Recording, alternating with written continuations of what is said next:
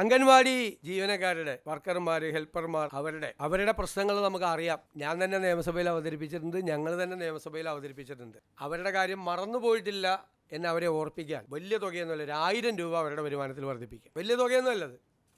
അവർക്ക് 14,500 രൂപയും 15,000 രൂപയുടെ നിലവിൽ കിട്ടുന്നത്. അതിനോടൊരു 1000 രൂപ കൂടി.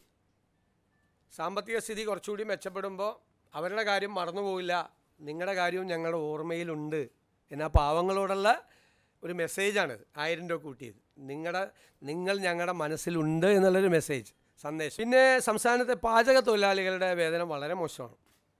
അവർക്കും അതുപോലെ തന്നെ ഒരു 1000 രൂപ നമ്മൾ വർദ്ധിപ്പിച്ചിട്ടുണ്ട്. സംസ്ഥാനത്ത് ജോലി ചെയ്തു വരുന്ന പ്രീ പ്രൈമറി ടീച്ചർമാരുടെയും ആയമാരുടെയും ഓണറേറിയം അതും ഒരു 1000 രൂപ കൂട്ടിയിട്ടുണ്ട്. ഇതെല്ലാം നമ്മളതിൻ്റെ സാമ്പത്തിക ബാധ്യതകളെല്ലാം പരിശോധിച്ചതിന് ശേഷമാണ് ഇതെല്ലാം ചെയ്തത്. അതുകൊണ്ടാണ്, ഇല്ലെങ്കിൽ 2000 രൂപയും 3000 രൂപയൊക്കെ കൊടുക്കണമെന്ന് ആഗ്രഹം ഉണ്ടായിരുന്നു. 1000 രൂപ ആക്കിയത് അതാണ്.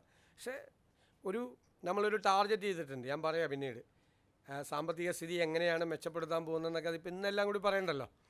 ഒരു പ്ലാൻ ഉണ്ട് നമുക്ക്. ആ പ്ലാൻ നമ്മൾ ഇംപ്ലിമെൻറ്റ് ചെയ്ത് കഴിയുമ്പോൾ ഉണ്ടാകുന്നൊരു വ്യത്യാസം വരും. അതിനൊരു ടൈം ഫ്രെയിമുണ്ട് നമുക്ക്. അതെല്ലാം അടുത്ത ദിവസങ്ങളിൽ അതിൻ്റെ പൂർണ്ണമായ തീരുമാനം നമ്മൾ വരും.